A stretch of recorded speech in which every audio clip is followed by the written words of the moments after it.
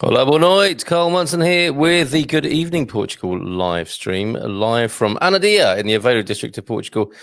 Great to be with you this evening. Thank you for your company as we reach out across the Atlantic to those in the Americas, in the plural, South America, North America, and of course, we can't not mention the presidential debate that may dominate slightly in the opening minutes of the show tonight, but I don't think should persist too much during the transmission. But it seems not right to completely ignore it, or maybe it is. I don't know.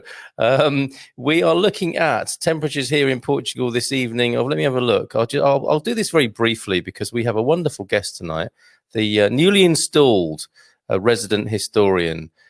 Phil Sylvain is in his comfy chair tonight, and we're going to be opening up, I think, kind of closed cases or unsolved cases, CSI kind of vibe in Portuguese culture and history, and it's going to be utterly fascinating. And I want to get onto that, but there are a couple of things, including the weather and a couple of news stories I want to take a quick look at. Lisbon, 17 degrees and clear this evening. What's that? 34, 54 in the capital at the moment. Porto, 15 degrees, a couple of degrees cooler and overcast in Porto tonight. Coimbra, 14 degrees. And we're approaching a lovely full moon tomorrow. So the sky outside of my window is beautiful over here in Portugal. 14 degrees is the sort of weather I'm experiencing. 58 for you Fahrenheiters. And Faro, 21 degrees this evening, just to give you an idea. 72 in Faro this evening. So very mild and nice in the south of Portugal this evening. So yes, Phil is here, and he might like to come on and just have a quick word or two. Good evening, or Phippé, as your nom de plume is on the screen. How are you this evening? Nom de plume. That's because it's easier to say for children's books than Joseph André Philippe Sylvain, which is my full name. And on top of it, Phil Sylvain or Philippe Sylvain is reasonably common in France and some of the French colonies, including Quebec. So I decided I wanted something unique. So Phippé is reasonably unique. It comes from my mom calling me Phippé when I was first born and when I was, less than a year old. And then my son Trevor said, "Oh, Phippé," when we were playing Wii. So I thought, oh, that's a nice little name for kids' books, Phippé. Well, I think it's brilliant. It's like Hergé, isn't it? You're in good company. Yeah. To have a single name is very enigmatic as well, I think. Sorry, go on. My dad, I played the session that we had earlier. I think it was earlier this week or late last week. Yeah. Anyways, he said, you didn't mention that you're half French Canadian. You only talked about, your Irish grandmother and your Scottish grandfather. Yes, I am in fact half French Canadian. So my dad was born at Rivière-du-Loup in Quebec. Amazing. Okay, so we do have a real North American with us tonight. I mean, it's not quite right that as a Brit I should be endeavouring to reach out across the Atlantic. So it's great to have your company. Any questions you want to ask Phippé or Phil about his life here as an expat, a North American expat in Portugal, I guess you wouldn't be averse to answering a few of those. Not at all. It's been a great experience, and my wife and I have learned a lot from it. Yeah. Thank you. Well, I appreciate that. And we will go on to this wonderful enigmatic history of Portugal in due course. But a couple of hellos. This is Jeff Ola from always sunny Las Vegas, 34 degrees, 94, clear blue sky, and 2 o'clock in the afternoon. I have to bear that in mind because you and me, Phil, we're kind of winding down for the evening. I've got myself a nice glass of Douro Vinho Branco here, and it really feels like the evening is coming in. And I'm tired because of that wretched thing I stayed up for in the early hours of this morning. A little bit more about that in a moment. Hola from Austin, Texas area, from Linda. Good evening to you, Linda. Lovely to have your company again. And Steve Merwin, who was among the first to apologise for the parliamentary debate debacle. What was that all about? Let's just deal with that first. That was a mess, wasn't it? At 2 o'clock my time here in Portugal, I stayed up especially for it, and I've paid the price today. But that was messy, I thought. I don't know if you have a view on American politics, Phil. I didn't watch this year because it just so annoys me to watch Donald Trump speak. Mm-hmm. I mean, everything that he says is a misdirection, usually a lie. So he just really annoys the heck out of me. Okay, I think this center. I mean, he is well loved by many people, and we shouldn't overlook that. For and respect to those people who have their differences, obviously. But I think we can safely say among the people here that we can agree with Linda perhaps here. What a waste of our time! So I don't think we should dwell on it. I mean, feel free to speak if you haven't had an outlet for it today. Feel free to shout out your feelings and vent them, and we can move on. Anybody over there on that side of the pond, but it was very, very strange. And the bizarre thing for me is not necessarily personal about Trump or Biden. It's just that given that we've got 7 billion people on the planet, and we have quite a few elders, I think there must be thousands of millions of elders who are eligible, bright, intelligent, and then you get those two who have made it to the end of the race. That's what worries me. It's a kind of indicative of the system we've got, isn't it, rather than an individual slur on those two particular gentlemen. Yeah, I miss Obama. Okay. I saw Obama when he was in Canada, and he's an incredible guy. And he's young, energetic, bright, and a kind person. Yeah, we could do with some more of that. And Jeff has a view, and that's why I'll be joining the expat community in Portugal. I think, okay, let's leave it there. Because if nothing else, it's been an encouragement for people to turbocharge their plans to get to Portugal. There's one thing. So one other news story here from this, in case you don't know it, the Portugal Resident is an English language news source. My favorite of the two. There's the Portugal News as well, but I like the Portugal Resident, and I do like the reporting of this particular writer, Natasha Don. Some saber rattling here, I think. Portugal has to choose now between allies and the Chinese, says the US ambassador. Portugal has been put back on the spot by the United States over its relationship with China after numerous attempts in the recent past to dissuade this country from further business with the Chinese. US Ambassador George Glass has given another no-holds-barred interview, this time with the paper here, Expresso, stressing the moment has come for Portugal to decide whether it's going to work with secure partners, the allies, or choose its economic partners, the Chinese. And there is, certainly an old history. Not as long as between the English and the Chinese. Actually, that's probably true as well. Not as long as between the Portuguese and the English. But this seems to be a strange thing here. There's a great historical connection. Obviously, Macau being a former Portuguese colony, and some serious investment from the Chinese in Portugal. Like everywhere else, I suppose. And now this saber rattling is how I see it from the US ambassador. Saying, choose, it's us or them. To me, that seems so unhelpful and so primitive. So again, on that, interested to have your view on that kind of US ambassadorial policy. Have you got a view on that, Phil? Yes, he's a Trumpite. Simple as. Okay. Yeah. So being consistent. Yeah. Okay, yeah. So in his favour, he's consistent, and that's, I suppose, that's the language, and that is the posturing, I suppose, isn't it, of certain men in politics? Is like, you're with us or against us, and there's not much nuance. Yeah. It's well, if the Democrats get in, it'll probably change.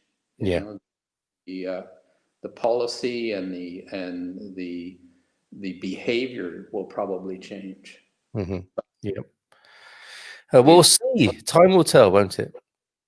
Yes, time will tell, and we don't have that much time. Indeed. Yeah. November 3rd is coming up real fast. It is. Yeah. My son's birthday is November the 2nd, so I'm reminded most days. about how quickly that's coming. I miss Obama too, says Linda. And Jeff is saying, any news or word regarding opening up Portugal to travellers from North America from the Portuguese side of the pond? I'm afraid to say, Jeff, I know nothing further than I've been able to report recently, which is absolutely nothing anyway. So very poor on that front. I'm so sorry. Still, your guess is as good as mine on that. And I will let our transatlantic friends and community know as soon as I hear anything at all in the Good Morning Portugal Facebook page. But it's so, this adds to this whole flavor of uncertainty in the world right now, doesn't it? It really does. Yeah.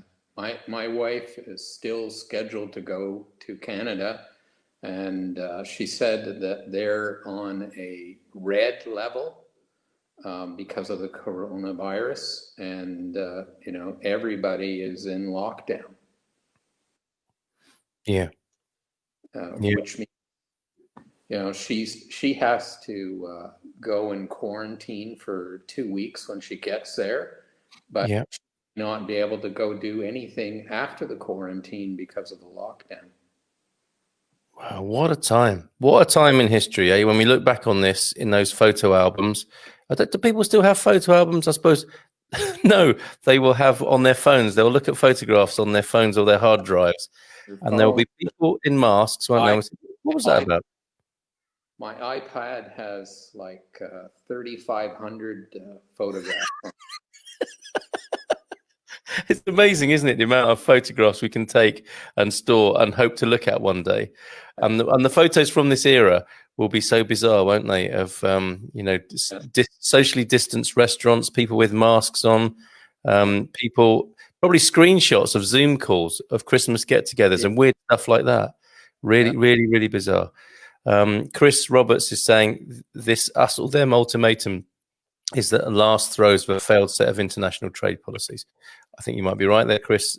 This is, that's why I call it saber rattling. It's kind of, I was reminded of that phrase this morning, empty vessels make a lot of noise as well.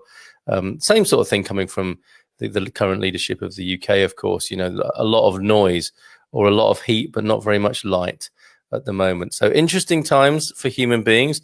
And I think we can dispatch all of that into the past right now of this Hola America's Good Evening Portugal outing and really get down to some intrigue and culture and language and, the whole thing about coming to Portugal in the safe hands. Because I referred to you as the newly installed resident historian. Are you happy? Are you comfortable with that title, Phil? Oh, yes, that's fine. It makes me feel good.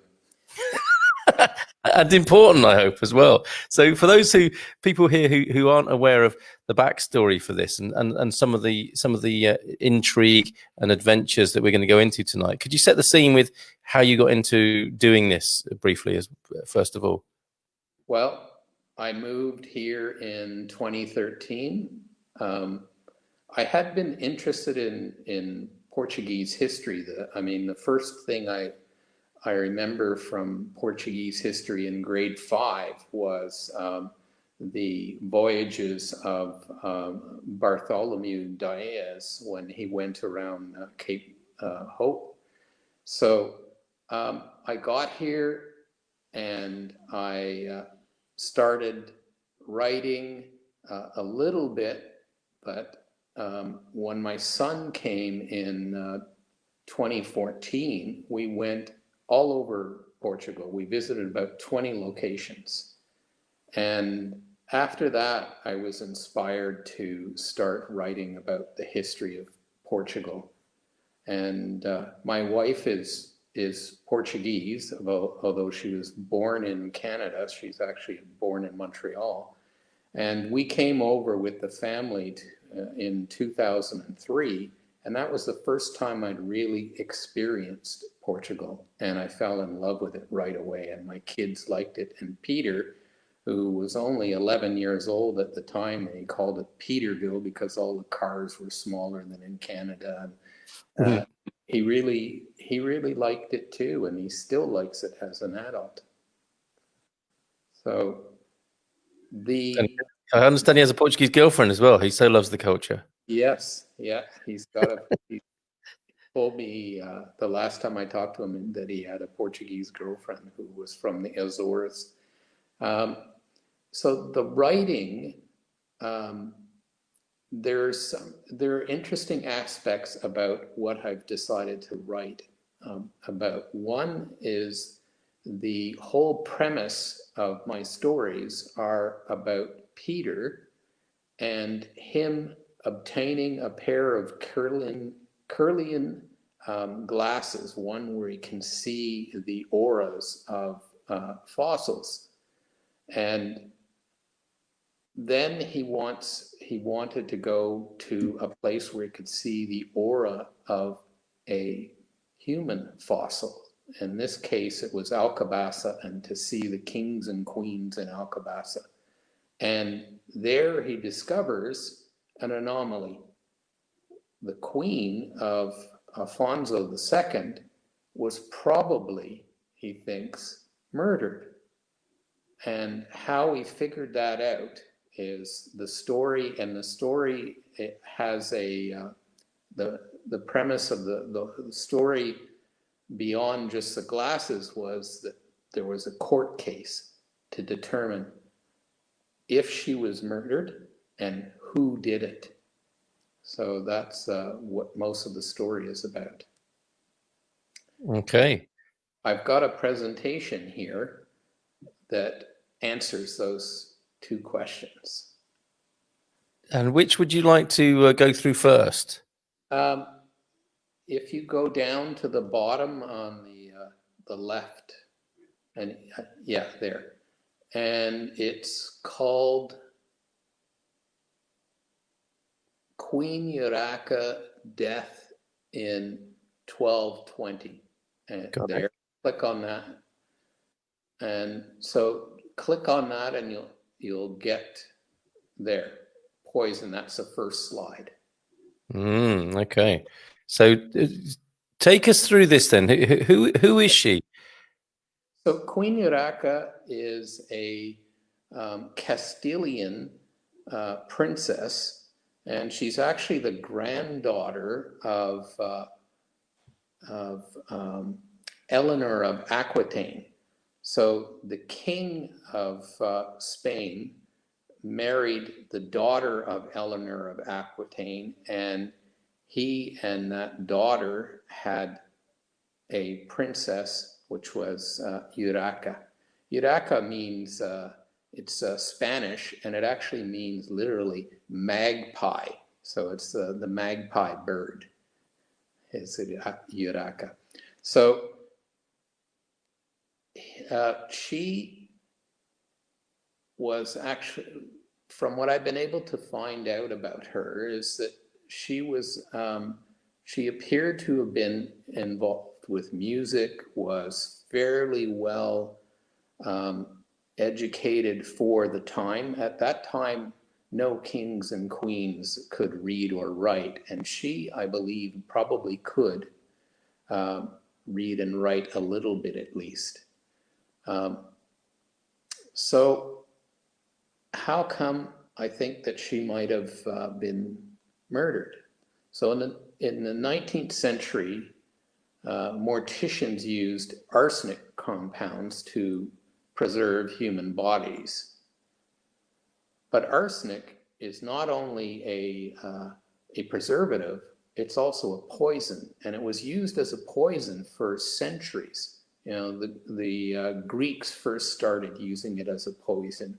And in the 13th century, which is the time that we're dealing with, in the kingdoms bordering on the Vatican, heirs poisoned their kings and queens with arsenic to inherit fortunes. So it was a well-used poison,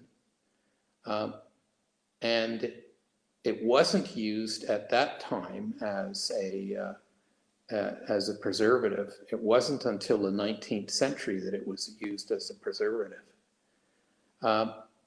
So because it's a poison and a preservative, if for some reason a person is really well preserved, then you might think that maybe she or he had been poisoned. The plot is thickened. So if we go to the next slide. There. So in the in the early 19th century. It was actually, I believe, in 1808 when Napoleon's troops invaded Portugal. And their troops, one of the things that they did, as troops often do, is they went and robbed everything that they could find that was of value. So they came to Alcabasa and they broke into all the tombs of the kings and queens looking for jewels. So one of the queens that they broke into was Queen Urraca, and the monks witnessed this. So it's actually in the records in Alcabasa that the monks witnessed the troops, and what they witnessed is that the soldier actually pulled her body right out of her tomb and onto the floor so she could be clearly seen by the monk. And the monk noticed that she had not deteriorated. She was well preserved. So that tells me, she may have been poisoned, and therefore she was preserved. And she would have been poisoned by arsenic. Next, And Phil, this is 500 or 600 years later, isn't it? How well the preservation lasted. And I've got a little side note about arsenic, as has Jacqueline here. I think it's not far from you. You're in the Caldas area of Portugal, aren't you? Yeah. Yeah, Jacqueline is pretty much a neighbour of yours, and says tonight. She joined us. This is Don and Jacqueline, everybody, who joined us last night on the News Hour, which is going to be called the Positive News Hour. We think that's the right thing to do. Portugal Positive News Hour on a Tuesday night. But Jacqueline says this evening, women in the past took small doses of arsenic to keep their skin youthful, that would appear to be right. And I had a little health checkup on Saturday, like an alternative health checkup. And I was told to stop eating rice because I had some, the toxicity level wasn't bad, but it showed some area for concern. And I was advised, I've eaten a lot of rice in my lifetime. My mother's Chinese, so I've eaten a lot of rice in my life. And I'm told that rice has arsenic in it. And the great news is in Portugal, they grow rice in the Alentejo, which is allegedly has less arsenic. I don't think it's free of arsenic because all rice apparently has arsenic in it. But Portuguese rice has a lower amount of arsenic in it. Just as a little side note there to go alongside yours, Jacqueline. So back to Phippé now. So I put little numbers on facts. So the first fact was on the previous slide, and that was that how well preserved she was when Napoleon's troops pulled her out. Now, second fact, which is she laid as whole as the time she was buried. She lays dead looking, as do all the other kings and queens and their children. So she was whole, which is important because she hadn't deteriorated. And the queen had a face that showed was beautiful. She is decorated in the old way, so she was beautiful. You could still see she was beautiful, which if this is in this particular case, this is when she was pulled out of by King Sebastian in 1569, which is about 350 years after she died. So she was beautiful. She was whole. Her hair had gold. It was golden, gold, like golden threads. And so this monk went over and snipped off a little bit of her hair and to witness if I cut a lock next to the ear. So all of this is at a time when she was buried with a sheet. And the important thing about the sheets is usually the sheets don't deteriorate, but the body deteriorates and oozes out on the sheet that a person is in. Yeah. So she wasn't doing that. Her sheet was still clean. And then her shoes are as fresh as if they had just been put on. So again, the same thing as if her foot is inside these little shoes, and they were apparently these cute little shoes that the monk wanted to keep, but he was told he couldn't do it. Her feet would have been oozing into those shoes, and those shoes as a result would have deteriorated. So then on the column on the right, I'm comparing her, so Urraca, to Queen Beatrice, who was buried around the same time. Yes, Beatrice was a little bit older. Urraca was in her 30s. Beatrice was in her 50s. If you look at the description of Beatrice, the quilt that was under the sheet had been damaged for some time and might have already been lied at the time that it was put there, which is not likely. It's been damaged because her body was oozing all kinds of stuff. Then the second thing shows that her hair might have been cut before she died because it's uneven. Well, in fact, when people die, if they're not preserved, their hair looks uneven because their scalp shrinks at a different rate. So on the left side of the head, it might shrink more than on the right side. So that's in fact what's happening there. That's normal deterioration. And her boots, they fit the foot at least in length. In other words, she was oozing so much stuff that it was swelling the shoe, and it didn't fit from the width of the shoe of the foot. So my conclusion is, hey, there's quite a bit of difference between these two.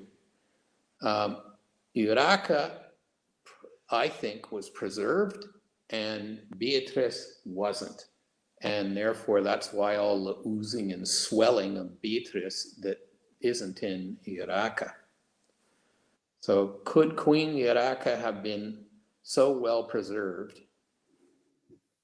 So then the question is, well, she was poisoned. Who did it? Who murdered the queen? To determine. I feel we need some music in the background now, Phil. Or some jingles. You know, we could dramatize this really. And I did say it was a bit CSI tonight. And I'm just imagining you with your magnifying glass, like, you know, poring over historical documents and just condensing them into this form for us so that we can come along and just get the gist of the story like this. Yeah, so we're now in a whodunit. Yeah. And who's the finger pointing at? So to determine who murdered the queen, we must prove a person had, one, the temperament to do the act. In other words, they had to be a murderous person to commit this, and it was premeditated, because to poison so that nobody knows a thing is a poisoning that would have taken place over months. The capability to do the act, so that they had to have access to her, they had to have access to poison, so those two basic things. Did they have access to her, and did they have access to poison? Oh, skip back. Sorry, beg your pardon. I thought I was helping there, but I'm not. The motive. So then it's the motive. Who would want to kill the queen? What would they gain from killing the queen? So the motive to act. So temperament, capability, and motive. Okay, now next slide. Sorry, I was a bit hasty there, wasn't I? I want to know. I want to know. Is the beauty of storytelling. What happens next? So now we're going to talk about the temperament. There's an excellent historian in Portugal, Alexandra Herculano, and every city has a street named after this Portuguese historian. He wrote in 1853 a history of Portugal. And he is actually a very good historian.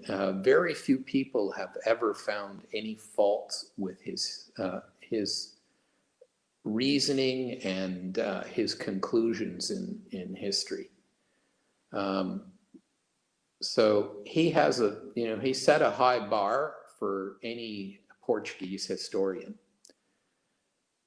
So in it, he wrote Maestre Vincent. So this is a person that I'm introducing here, Maestre Vincent. And in Portuguese, you pronounce it like there's a V-I-N cent, like in English, but they drop the N. And had beat Padre Gonzalo Martim to the point where his limbs no longer worked.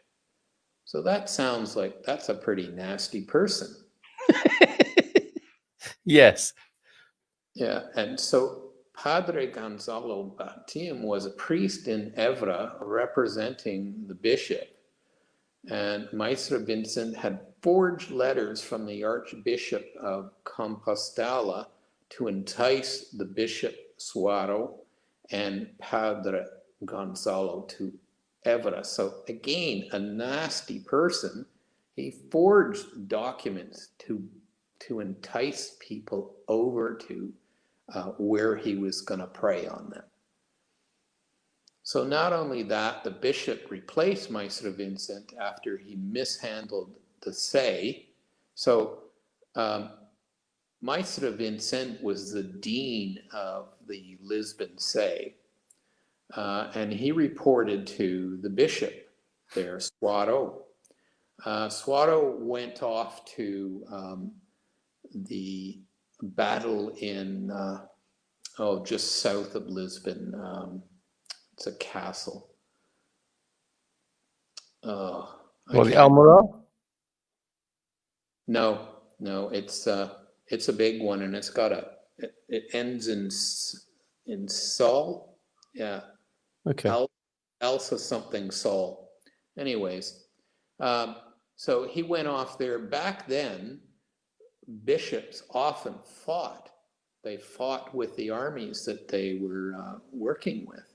So he went off to fight and to take this castle, which, by the way, they did win, and they did take the castle.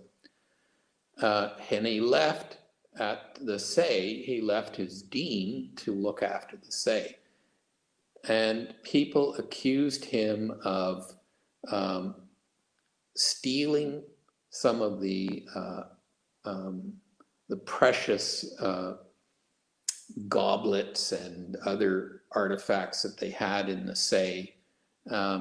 So again, he wasn't a nice person. So he was also a thief. So, and he got fired for doing this. So another thing that Maestre Vincent did is he persuaded his nephews to assassinate his replacement. So Suaro replaced Vincent, and Vincent's son or nephews tried to assassinate him. Now, they didn't manage to kill him, but they did injure him severely. Because Maestre Vincent served King Alfonso II as his lawyer in his dispute with his sisters, so he was returned. He ended up going back as the dean.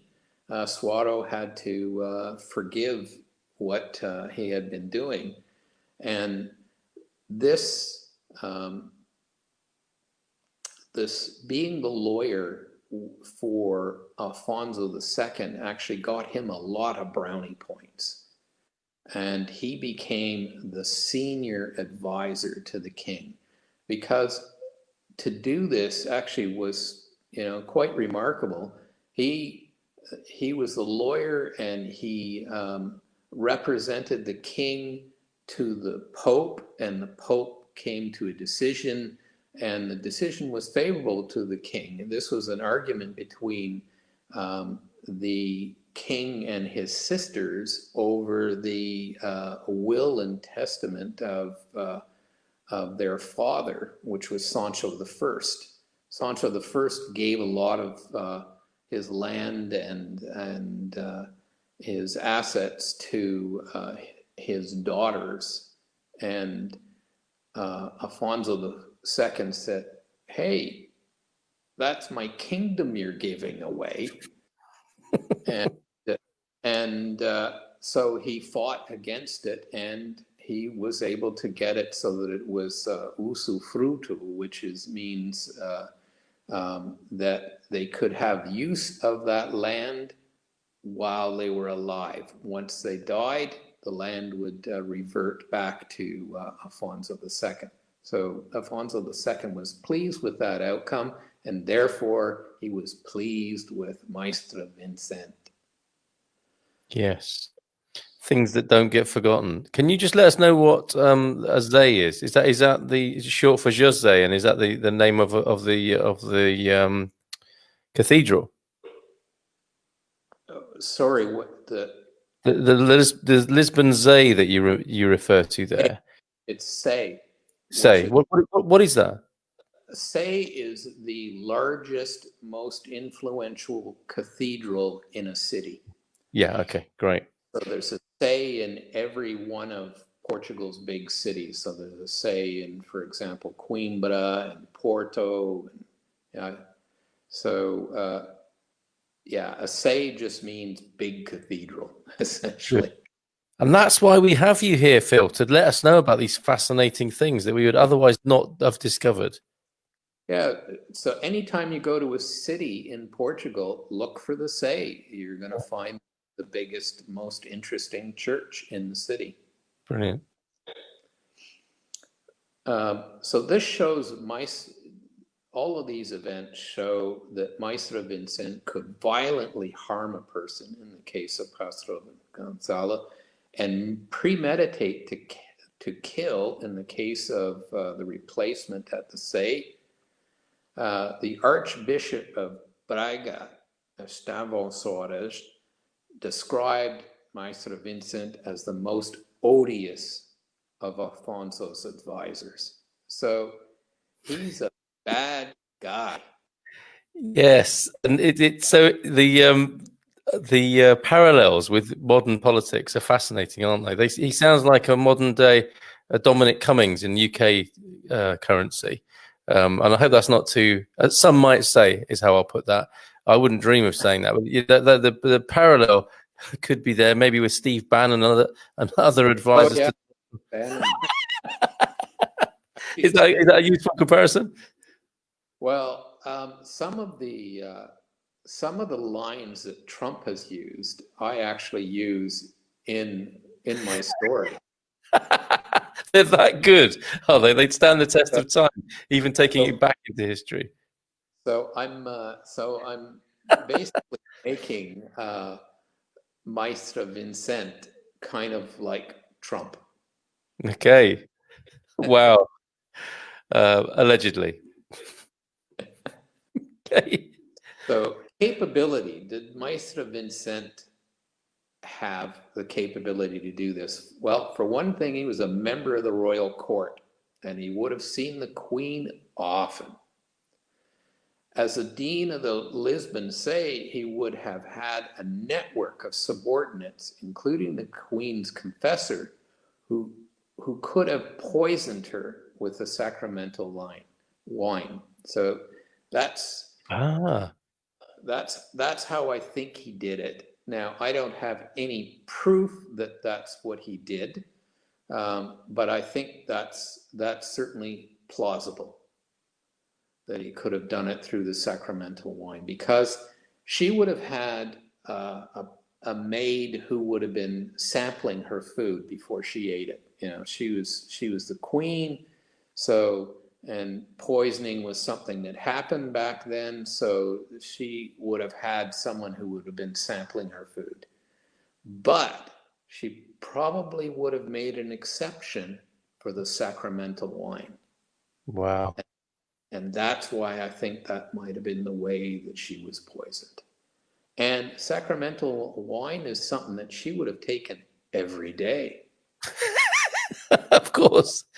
Every day, probably in the morning, she would have taken that. So if you wanted to poison her over a long period, that's probably the way you could have done it. Incredible. And she'd have been saying, yes, there's top notes of something I can't quite get my nose around in there. So that's how she could have been poisoned. That's because he was in the court. Then the other thing is, well, how would he get poison? How would he get arsenic? So the Moors knew for centuries that white arsenic was a poison. So, and the Moors are around, and there are all kinds of back channels between the Moors and the Christians. So when kings want something from the Moors, they can get it. So white arsenic is a byproduct of the smelting of gold or copper. There were gold mines near Coimbra. So they're in Coimbra right now. This is where the capital of Portugal is at this time in 1220. So white arsenic was in ready supply to Maestro Vincent. If he did it through the back channel to the Moors, or if he did it by going to one of the mines in the Coimbra area, or he could have obtained white arsenic with the army, captured many Moors there. That's the name of the castle that his boss, the bishop, went to, Alcazar do Sol, which is just down the highway from Lisbon. Beautiful place. Really lovely. Oh, I almost went, but it was like 35 degrees out, and I decided no. Well, I was there one evening with my family. We were traveling back up from the south, and we stopped off there, and they just redeveloped their waterfront. So we weren't up on the highlands, but presumably the castle is. But we were on the waterfront, had a beautiful meal in a Tasca type sort of bar cafe, and a lovely wander around the town. It's a beautiful little place. Oh well, I gotta go. Yeah, you do. Put it on the list. Yeah, it's going on the list. So he could have got it through that, because I mean his boss was already in Alcazar do Sol, and there were Moors there, and there might have been an alchemist there.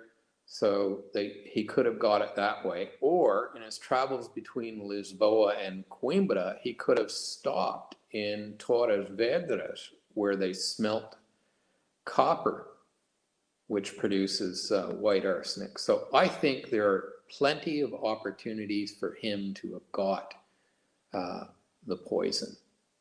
Wow. And in these journeys from Lisboa to Coimbra, we're looking at what? Horse journeys, horseback journeys, maybe carriages of some sort? Yeah. Horseback, probably horseback. They did have carriages then, but not as good as in later periods. Yeah. And I'm thinking, if Spielberg and his producers are sensible, they need to be looking into this. This is riveting stuff, which leads us to motive, doesn't it? May I turn the page? Yeah. So here we go. Why? Why would he do this? There he is. Ooh, boo. Everyone boo.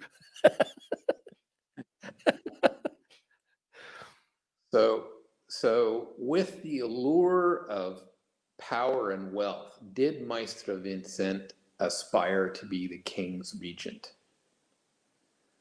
So the queen was to be the regent queen, as stipulated in the first and second wills of Alfonso III. He actually had 3 wills, And the first will is actually a famous document because it's the very first official Portuguese document written in Portuguese.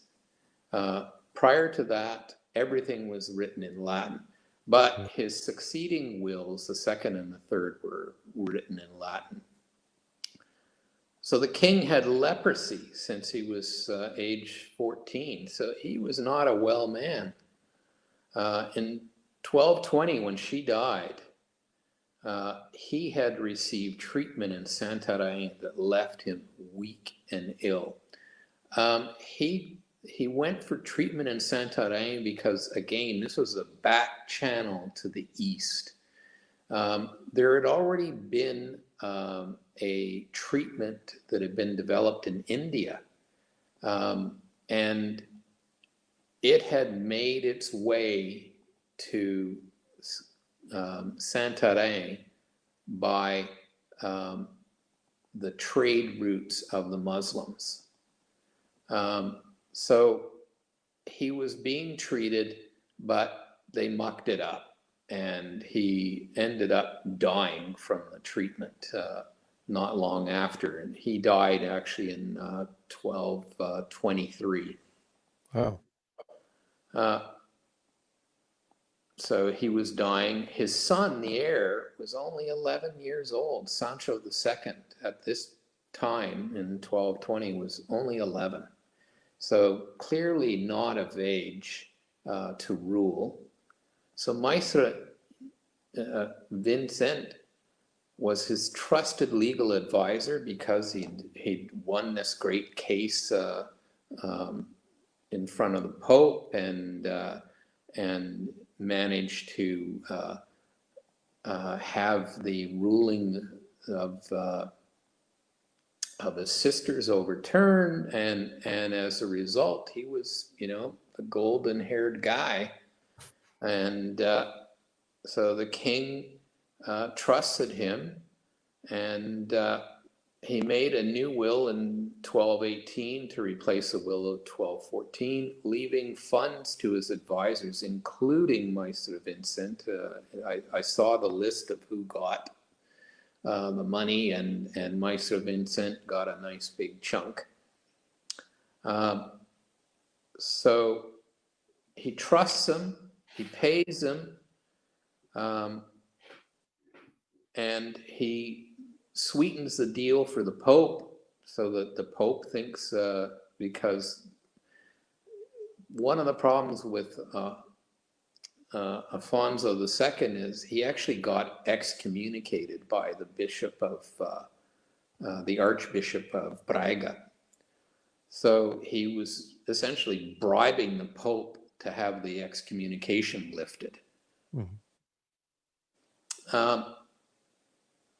The regent has all the power and wealth of the king until the heir is crowned. So the next in line is Maestre Vincent.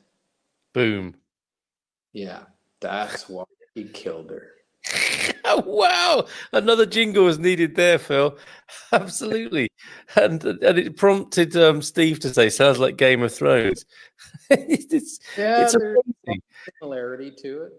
Yeah, and I love how you bring this to life and dramatize the intrigue in there, and just it's so you create such an evocative picture of those times, because that's why I was asking you about would that have been a horseback journey? What are these people what would they be dressed like? And you can imagine those back channels, can't you? And the king going to get some sort of new treatment that's coming from the east. It's all kind of smoky and dark and marvelous and really filmic. Yeah. It'd be cool. It would be cool if Netflix or anybody. You said Netflix last time, but yeah, Disney. Really incredible. And yes, I do think our people should talk to some Hollywood people about this for sure. So did you notice how I've said our people? I've cut myself into this production already. And we've got a few comments. Actually, it's 9 minutes till the end of the show. We were thinking we would consider 3 such vignettes, historical vignettes, and we've done one justice there. And I think you might have to come back if you don't mind, so that we can go into it a bit further. I've got 2 more. The next Brilliant. one, who really was Martin Manège. You know, you go to the Martin Manège Praça in Lisbon. You go on the subway. It's the Martin Manège stop. You go in the subway, and you can see there's this stonework that shows him being caught in the proverbial gate. So what really happened with Martin Manège? Great. So that's a cliffhanger. What's the other one? And the other one is the Battle of Auric. The Battle of Auric is the common story is that, you know, Afonso Henriques went down there and fought the Moors and defeated 5 Moorish kings, and then came back. So the question is, well, why would he do all of that? You know, and I said that to my father-in-law back when he was still alive, and he said, "Oh, because they really hated the Moors." Well, that's a long way to go just because you hate someone. So I think there's actually another reason why. Brilliant. Absolutely brilliant. Jeff agrees, but not late again. Fascinating talk. Frank dropped in briefly. He's my co-host on the Expat Man Cave on a Friday night. He's Canadian as well. Douglas just joined us. He's always good value, but his comments are sometimes a bit random, like these Prince Philip. I don't know if you can make any sense of that. And also, maybe it's why the Romans fled Evra. We're a few centuries later, I think, Doug, on this particular outing tonight. But join us again, and we can sort of contrast your historical theories with Phil Phippé on another occasion. In the time we've got, and this comment is so big it's hiding both of us on the screen, but this is referring to you with your expat Canadian hat on. Question for Phil if there's time. Curious what the Portuguese think of Americans, given our current political climate, how we've handled or mishandled the pandemic and our racial and civil unrest. Has opinion changed regarding the United States? Maybe our issues don't get much airplay or attention in Portugal. Has Phil seen changes since 2013? They do absolutely get airtime here. Certainly the debate did last night. So what do you make of that, Phil? Oh, has since 2013, definitely. Yeah. Obama was in power then. It changed drastically when Trump came in. He was so confrontational on so many fronts. You know, he really treated the allies in Europe badly. And, you know, whereas Obama was very good. And, you know, Obama didn't like didn't like Russia. He didn't trust Russia. I mean, Russia annexed another country or a part of another country, you know, the Ukraine. And Trump is very supportive of Putin. And so I think that's very different. Interesting. It certainly is covered on the media here. So Steve, I think that whole change, the Obama through to Trump, is well chronicled here. I don't know what your snapshot view is of Portuguese. You know, I tend to think of in terms of taxi drivers or hairdressers and what their views are on things. So when I talk to taxi drivers and hairdressers about Brexit, I often find, you know, the working man of Portugal is supportive of Britain. I mean, this was two or 3 years ago, so they may have changed their mind. But what do you think the Portuguese man in the street, as it were, is thinking of your American policy and America as a country in the pandemic? Do you get any sense of that? Oh, you're asking me? Yeah, from your conversations with people, or would you rather not say? I mean, the overwhelming evidence against Trump and how he handled the pandemic, I mean, everybody thinks that he really mismanaged it. And the US still has far too many people with it, with coronavirus. And, you know, and it's because it was mismanaged right from the beginning. Yeah. Well, I think what I can say, and yeah, two things I'd like to say, and I don't know if you've seen this, Phil. When President Marcelo met Trump, there was that handshake that showed the kind of power balance, or you know, it was a bit of diplomatic outreach, wasn't it, or a political statement? And we can say that President Rebelo won that one safely, I think, and it really shocked Donald Trump when he had his hand grasped so tightly and manfully by the Portuguese president.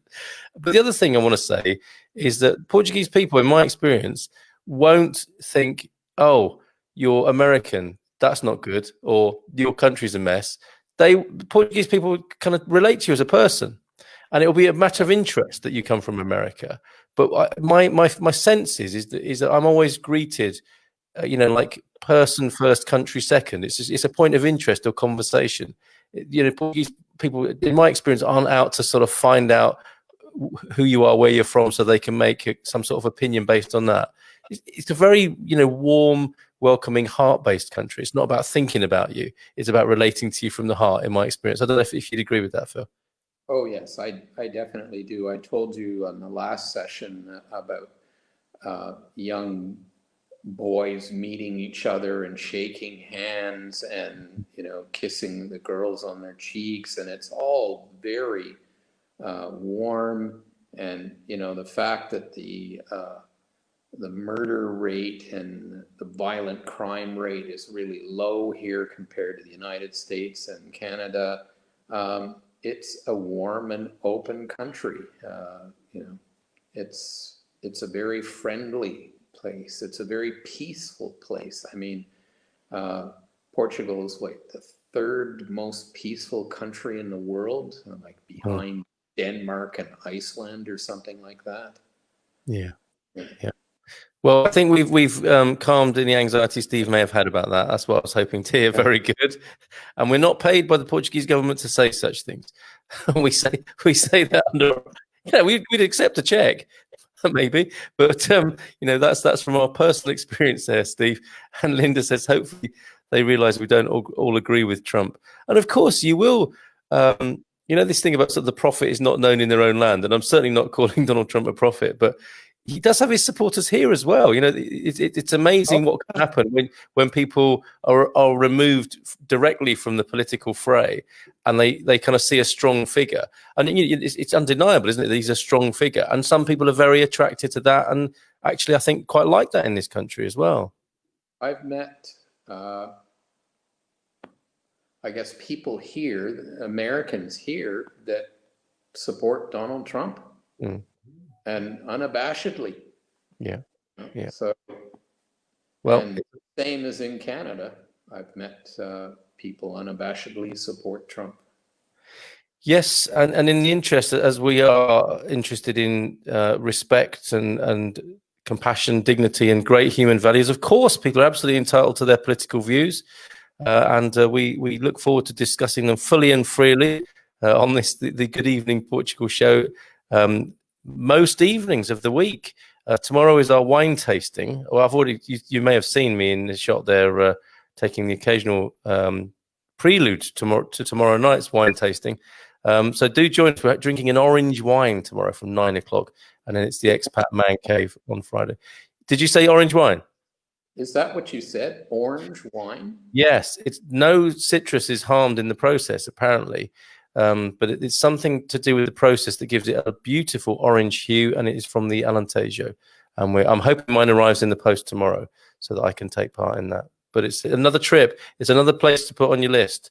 A winery, a young gun in the winemaking business by the name of Antonio, who has turned the winemaking world upside down with all his innovations. Started out in the Azores and has a winery and a production facility in the Alentejo. So we're looking at one of his wines tomorrow night. A quick comment from Chris: they can come back and live in his United States. This is the Trump fans abroad. The Brexiteers who live in Portugal and Europe get that same response as well. It's a bizarre world we live in. It really is. It's a funny old world. And the resonance was so interesting tonight, Phil, with how things haven't really changed, have they, in human nature, as you really managed to illustrate in that CSI Portuguese history tonight. Yes, since I've been here, I haven't found Portuguese people have changed. I think they're still, very open, very helpful, and very, very much enjoy life. Enjoy their children. I think one of the funny things is when you go to a festa, and at 1:30 in the morning, the kids are all playing in the park, on whatever park stuff they've got there, and in Canada that would never happen. Yes, indeed, same in UK. Yeah, so it's different. It's nice. It's a great lifestyle. Absolutely, I'll second that. And I was actually making a comparison with how people haven't changed since the 13th century in the world of politics. And I'm sure it's the same, isn't it? The parallel is there. Your everyday person, it would be exactly like you said there, loving their family and their children and just go about their life. And then the other levels of life in the royal courts and in the religious institutions, all those machinations are taking place. That you've so delightfully showcased in your revealing tonight, the picture behind the picture and the picture behind the history. So thank you for that, Phil, and I hope you come back and do another one sometime soon. Yeah. Well, I've got part 2 and part 3 that I'll do. Fabulous. All right, wonderful. Thank you so much. Do join us in the morning on Good Morning Portugal's live stream, where we're celebrating Global Coffee Day, and I believe 1st of October, Global Coffee Day and Global Water Day, all on the same day. So 2 very important liquids here in Portugal. So we'll be talking about those to some extent, probably a great extent, tomorrow morning on the live stream from 9 here on the Facebook page of Good Morning Portugal. Thank you, Phil. Thank you to everybody else who tuned in tonight. Take care and bye for now. Thanks. Boa noite. Boa noite.